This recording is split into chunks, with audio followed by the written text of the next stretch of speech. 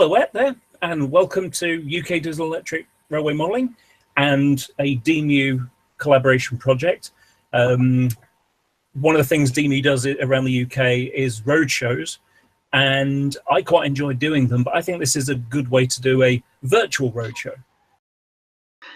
So yeah, I'm acting chair for DEMU, so we're a society across the country, and we basically share a common interest in diesel and electric modelling, be it whatever era from sort of the post-modernisation plan right up to the present day, people modelling all scales. So hopefully you'll join in, you know, come along and see us at the shows. We have a showcase exhibition at Burton Town Hall on the 3rd and 4th of June, which is a showcase of all the modern modelling throughout the country. There's some of the best layouts out there that come together for that one show, so it really is worth visiting.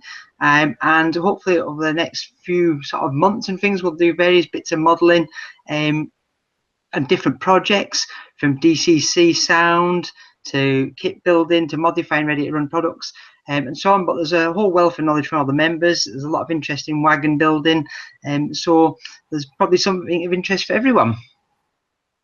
And the great thing is that the skills that we use are universal.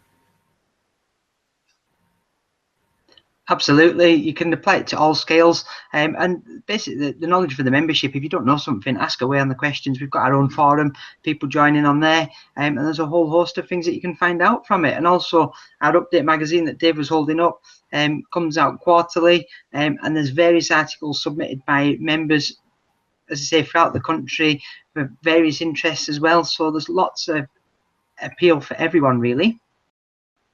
Yeah, I wrote my I wrote a little article for this one as well, and I believe so did someone else. Yeah, I did a bit of work on building a lorry there, one of the BR crew buses, quite distinctive, seen in the background on many photographs. So I thought I had to get a few for my 90s layout that I'm going to be building as time allows. Yeah, and I wrote a little thing as well in it, which was a livery diagram. Yeah, which has proved really popular on the forum. There's been a lot of demand for that. Yeah, I'm going to be tweaking it and making it into a putting the. I use cellulose paint, so I use British Standard colours, but of course a lot of people use enamels and acrylics from the rail match stroke precision paints. So I'm going to tweak it and make it, you know, so it's got all of those in there. There's been a bit of a discussion in the last few days about one company's matte paint colour and another company's paint colour. So that's been a lot of fun. It does vary, doesn't it, between manufacturers? And also, when you try and use them to match up against ready-to-run products as well, you find quite a variance as well sometimes. Yeah. One of the things I like to do is I use Vallejo paints sometimes. For example, one of the projects that I've got to do to edit, because I've done the modelling now, I just need to do the editing. I've renumbered a rake of Mark 1 coaches in Network South East, and one of the coaches was a little bit awkward. The numbers just didn't want to rub off. I ended up rubbing into the white, into the paint, going beyond the surface level. And so what I ended up having to do was to just paint.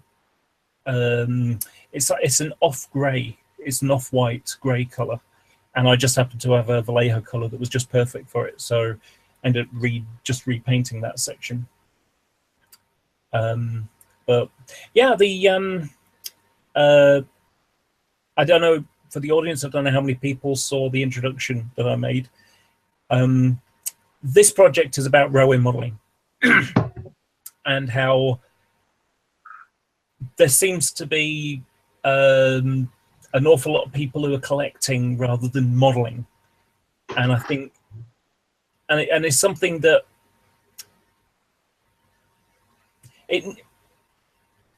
people aren't doing the modelling part anymore. They're not renumbering and renaming and things like that, and I want to encourage people to do that again. You know, how many people? Here's a question for you, for the audience. How many of you have a rake of coaches and all the you know, TSOs of the same colour, same number, etc.? So what's it you've been working on, Mark, lately? Well, just interesting, just you talking about your painting there. One of the things I've got quite an interest in is the DRS fleet in particular. It's a bit of an obsession of mine, and particularly when I go back to my hometown in Barrow, I tend to see quite a few of the 37s. I try and go and spot them.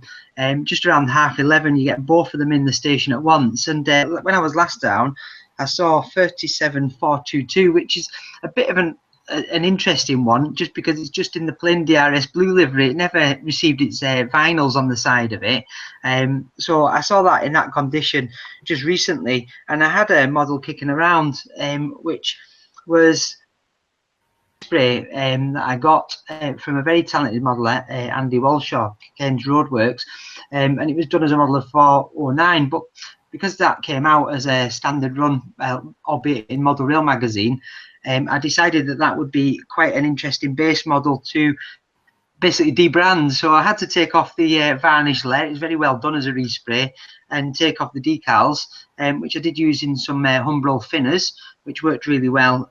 But leave some patches, particularly around the grills. So one of the things I had to do was I used some Phoenix Precision DRS blue paint, which was a very good match.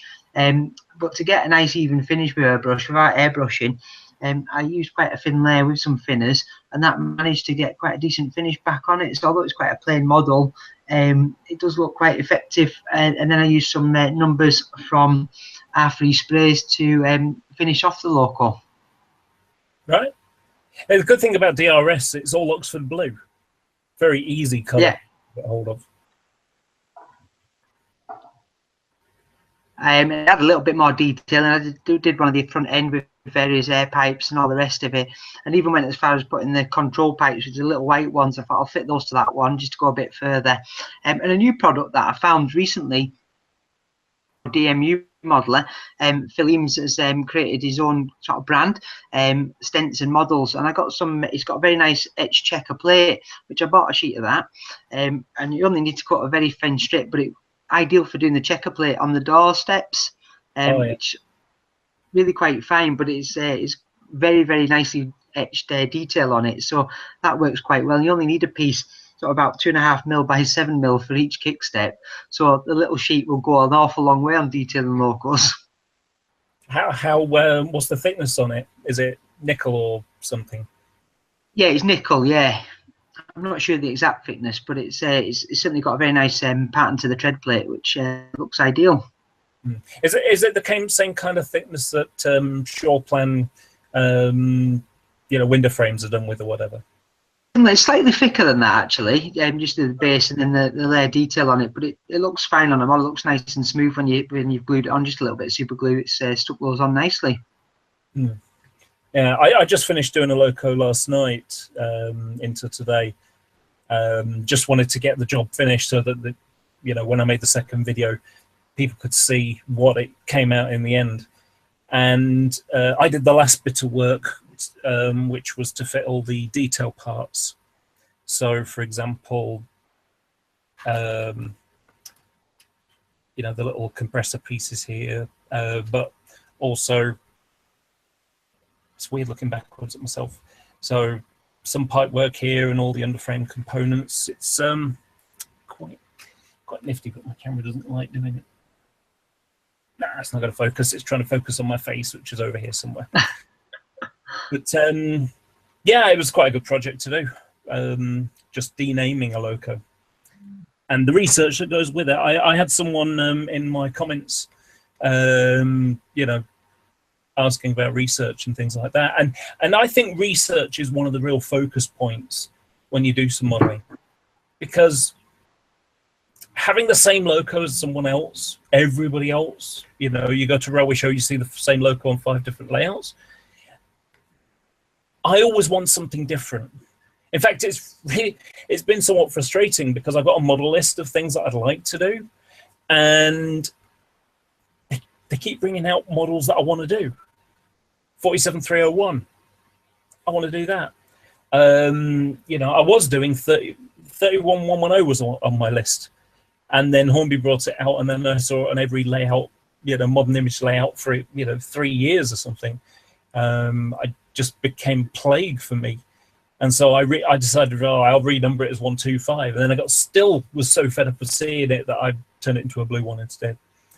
You know, it may sound like I'm being a bit of a misery about it, but I just admire when people push the boundaries and just, you know, do something that really works, something they can say, that's mine.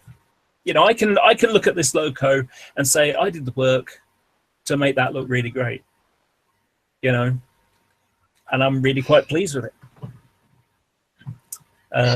It's an interesting choice you say about the 31110. I changed my version of it into 31444, so I went a little bit further in changing it, which involved a little bit of straight putting a new divider in. Yeah, I can see you put the divider in the grills. Yeah, because that's and then modified it. Yeah, sorry. But like you say, it was one I'd seen hauling the club trains in and out of Barrow, between Barrow and Manchester in the past. So I thought, right, that'll be an ideal one to renumber and model with some extra plates from Shawplan. So it's like you say, it just had something a little bit different to the layout. Yeah, and it's really nice having that, isn't it? Totally. Yeah.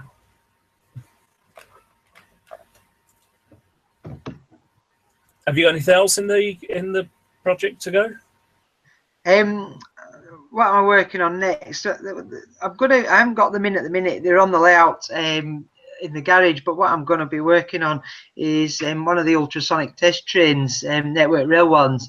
I've got a couple of the Britannia Pacific coaches, the DBSO, and one of the ultrasonic test coaches, number 2.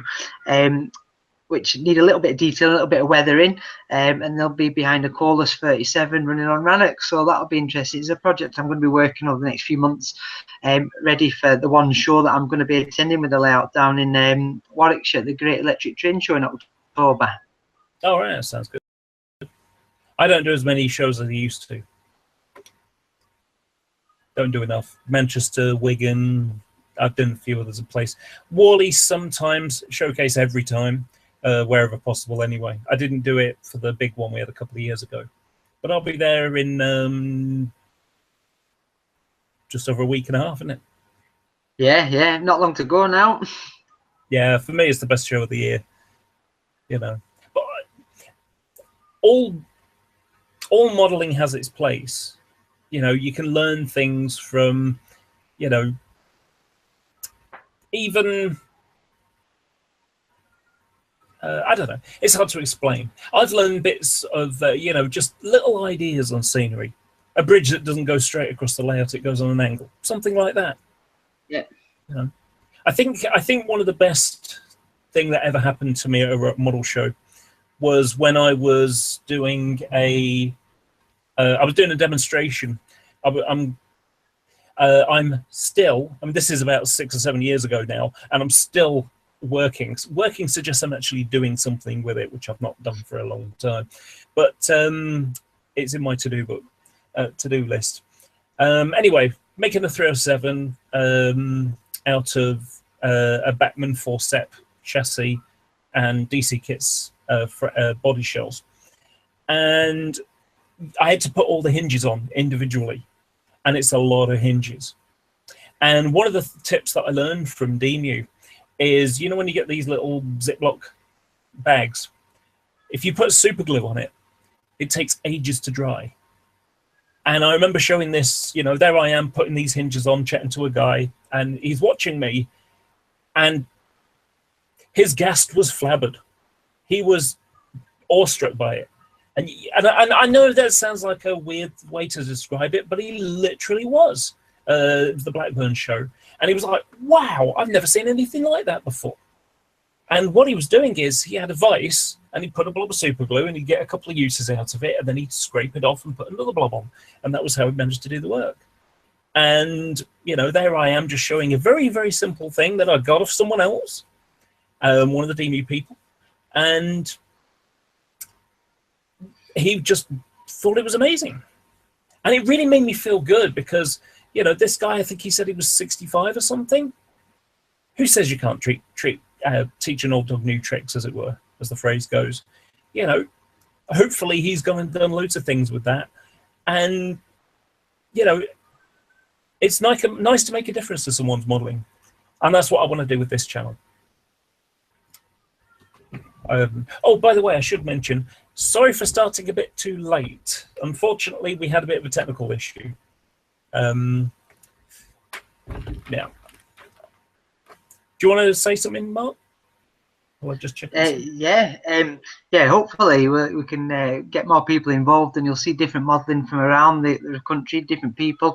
It's like you say, having a virtual sort of club night almost for those that can't really get out and can't get about to clubs because we're too far apart to meet up, which should make it quite an interesting venture going forward. I think there'll be quite a lot of people join in. Yeah, I mean, we may end up having to sort of circulate the day, because there are some people who go to rowway clubs on a Monday night or another night or something, so it may have to be rotated in order to allow different people to come on different days. Hopefully it'll take off. It should be quite interesting. It's quite a good way of showing different things, and like you say, just sharing those tips and bringing them to life a little bit, because you can be looking, pick up different tips at exhibition, like you say with the super glue one. That's one I've definitely picked up from being on DEMU, and it's something I use as well on the workbench because it does work. And just use a little safety pin. I use a little pin off that to put the little dabs of glue on where I need it, and it really does make it more controllable and easy to use. Yeah, I used it on this project over the last few hours, just to get all those bits on. It was hard work though in a couple of places. But yeah, did you see my my introduction video? I've not seen that one yet. I've got to get a chance to watch it. I went straight in with the 47 information, which was quite interesting, especially as I've got one of those Res 47s to renumber myself at some point. Yeah, well, you did say that. Let's have a look.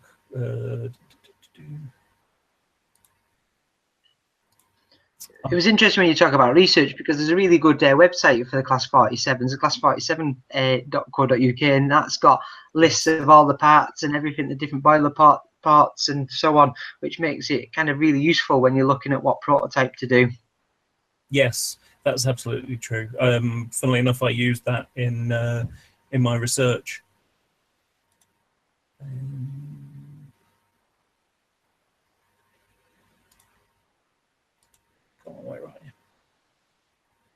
Just looking. The one thing I found you've got to watch is when you find all these photos online, is the dates can vary somewhat depending on when people post and when they think the photos were taken, because you do find some variance when you look at details that don't match from one year to the next.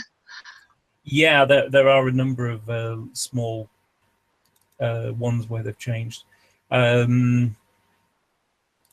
mean, a perfect example was this. Where is it? Seem to have lost my file. Okay. It must be in documents.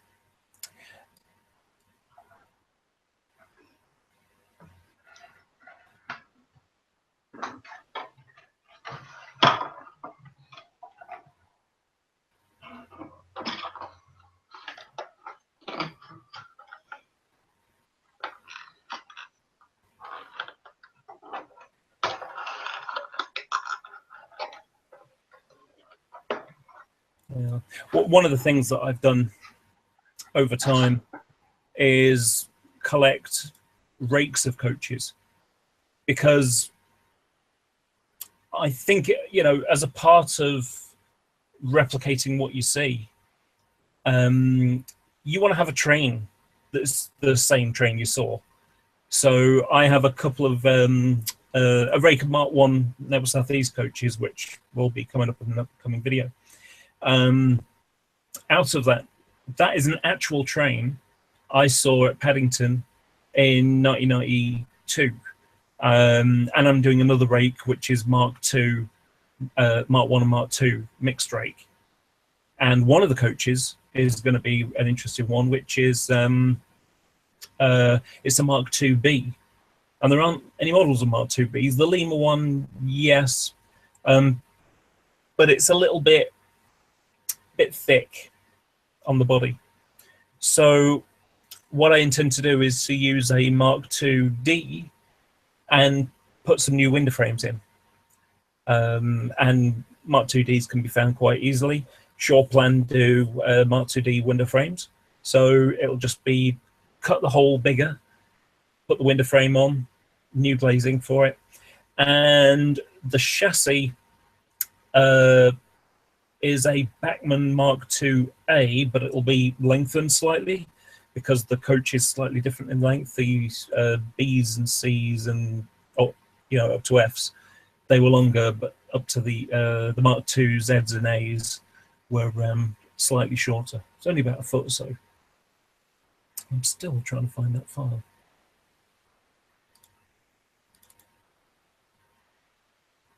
I think I know where it is.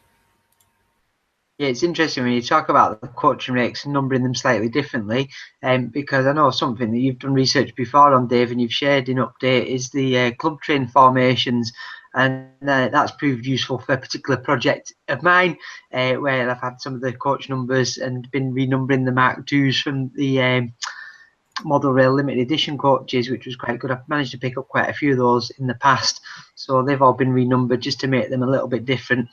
And of course, adding people, which a good tip I found is you can get some quite cheap ones from China. You can get a lot of packs of people where you cut the legs off and just glue them in, and although they're a bit bright and a bit plasticky inside the coaches, you don't notice. It just adds a bit of life as they're going by on a layout. Found it. Yes, I recently painted up a rake of Mark IIAs, and that equally same thing. They're based upon rakes that I actually saw. I have three rakes. Two are Mark IIAs, one of which has got a Mark IIB in it, and the other train's all Mark IIAs, and then the third one is a blue-grey set. Because in 1993, I believe it was, when a load of the Derby coaches went to Liverpool, I'm trying to remember the name of the depots now, Edge Hill, Liverpool Edge Hill, they had a whole bunch of blue-grey ones, and someone thought, well, why don't we put all the blue-grey ones together? So they did. Not for long, of course. Some have got repainted. Okay, I found that link now. Sorry, I found that.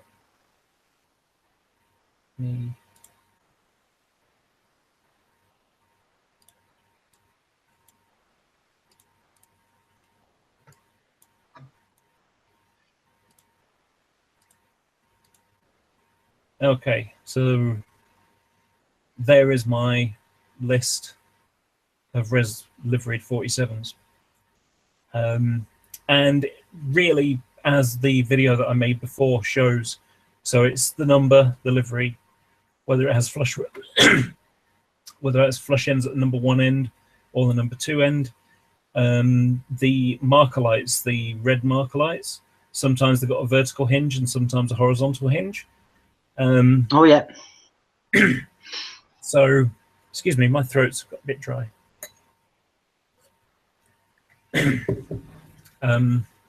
So whether it has snow plows, most of them, almost all of them didn't. Crew diesel depot plaques. Whether it had BR arrows. Now, something to bear in mind here is that this database that I've, or this research that I've done, is based about the early times of when they were Res 1, so it was still British Rail owned. Yeah. So this starts off from October the 11th, I think it was, 1992, when 1991, sorry, when Res Livery was unveiled at Crew Diesel Depot Open Day, and the first 3 were done there plus a 90. But as they turned into 47.7s, because most of these locos here ended up becoming 47.7s later on. So here we have 47.745. This is the model that you have, Mark. Yep. And what I've done is I did the research to find out that which had these profiles, so the vertical head marker lights, the it has BR arrows. It's got plated horn covers, so it's got the two little blanks on either side. It's got a cut down cab, a single fuel tank around one of the batteries, and a square boiler port, and buffer beam mounted electric train heating. And it was named in September '94. The LED marker lights were fitted before the cables. I'm slightly disappointed that Beckman did this, because normally they're a little bit better on the research for the individual locos they model. But in this case, I think what they did was try and keep the costs down. But if they were trying to keep, because the white marker lights that you get, the new LED clusters that were added to them later, and then the TDM jumper cables at the front end were put on. And if it had the white LED marker light clusters, then this would have been perfect. But that's not what they produce. They put the multiple working cables on the TDM. So as a result, it's limited the models that you can do with it. So, and all these red ones, so the red ones here, these are ones that can be done with that body shell. So 564, 603, 642, 653. Yeah, and then the 47.7s themselves. And what I was trying to do, I only do up to around about 95. So as a result, I wanted an unnamed example. And so I was trying to find something that didn't get a name either at all or until afterwards. So let's have a look. No, August 95, maybe I could have got away with that one.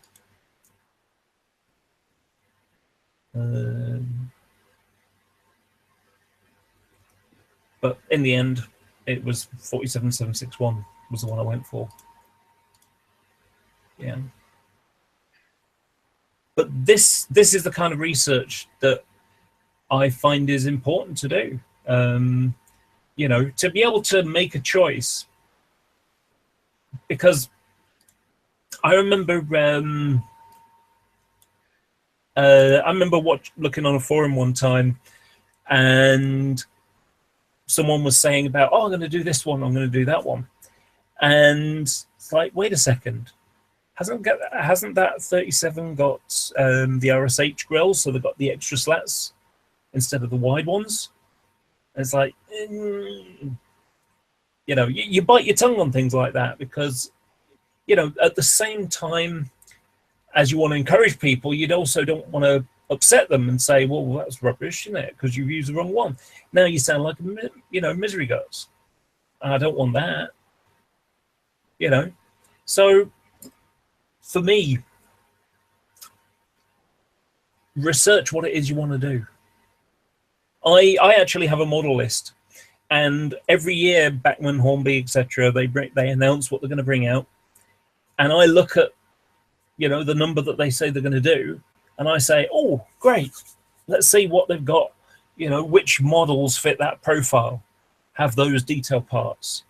And sometimes it's, I'm going to have to do a little bit of modeling to tweak it here, there, Let's say, for example, I had a circular boiler port 47, and I needed a square one. Well, I could always buy the shore plan part and, file it down and put the new piece on top.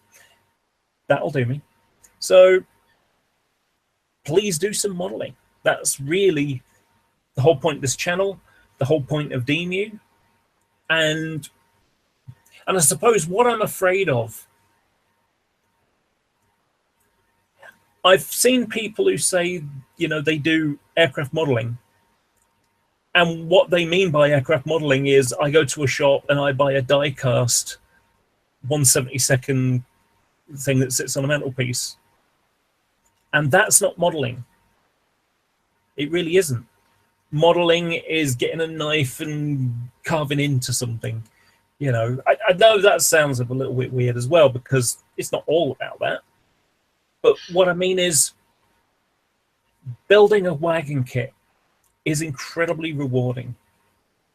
And I hope people will do more of that, because it is a lost art. It is a dying art. Because something to consider is, when you go to railway shows, it tends to be a lot of older guys with beards. I'm exaggerating, you know, but what I mean is, you get the majority of the people going to railway shows are older people. They've worked all their lives. Now they've got time in their hands. I know I'm going to make that model railway that I always wanted to make, but had to, you know, family came first and the bills came first and things like that. And they, you know, they put it off and put it off and put it off, and now they've got nothing to do. That's what I'm going to do. And so, but over time, those people are going to be disappearing gradually. And what's going to be left? Are we going to have model railway shows in 30 years' time? Are there enough diesel electric modelers left? That's a big question. Have we got a younger generation that are prepared to do model railways, to replicate what they see out there? What do you think, Mark? Yeah, I think there will be, and we've got to encourage people to get joining in again. Mm. And the more that they come to shows and see what's going on, people engage with them, the more interest they'll show. And I think it's just really important. I mean, the kids, they like to see what they see running on the railways, and you know, that could be anything from the latest Pendolinos to even when they see things like the Flying Scotsman out and about. You see the number of people that draws. There's still definitely a lot of interest out there, and that needs to be converted. You need to get people into shows and see what it's all about, especially with everything to bring layouts to life. There's so much you can do now. It's really moved on, so it's getting people interested in that technology so they can have a lot of fun doing it. Yeah, bring your kids to it, but there is a lot you can do. You know, start off with some cheaper bits and wagons and practice detailing on that, and you'll soon find it very rewarding. Yes, I mean that's what I want to show with this channel. I want to show people the techniques, and hopefully they'll say, I didn't expect it to be that easy. You know, it doesn't look as hard as what I imagined it to be. You know, I was showing this earlier. This is a pair of Class 47 roof grills. I have another loco that I want to be doing that with. But it's all, I don't know.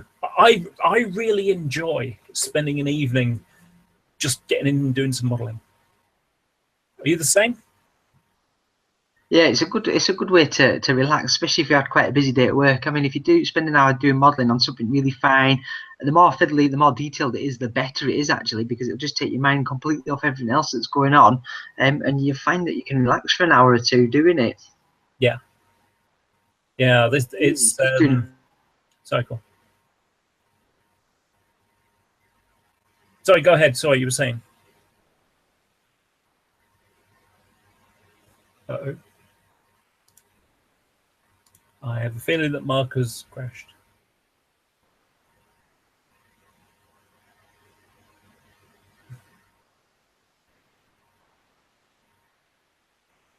I expect he's going to drop it any second now.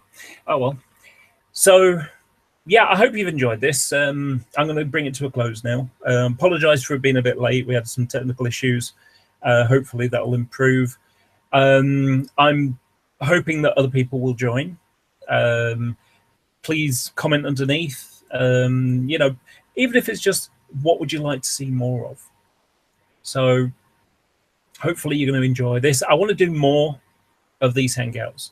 I think it's really good to have people communicating with each other and taking part, not just watching from the outside, but actually taking part and sharing their ideas, sharing what they love, you know, showing what's the passion behind it, you know.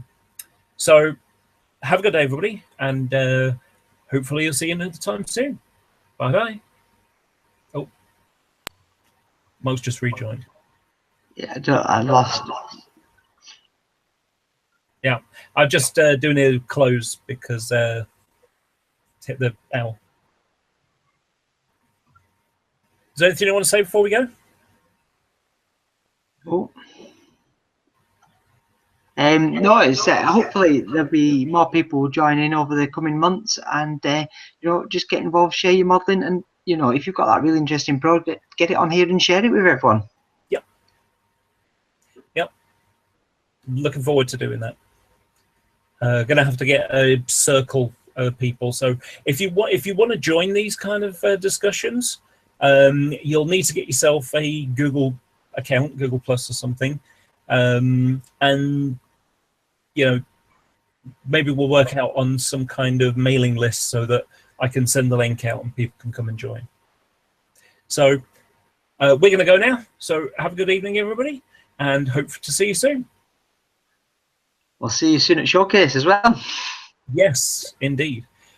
Bring your kids, bring your grandkids. We need a new generation to take part. Absolutely. Thanks, Dave. See you soon. Good night, everybody.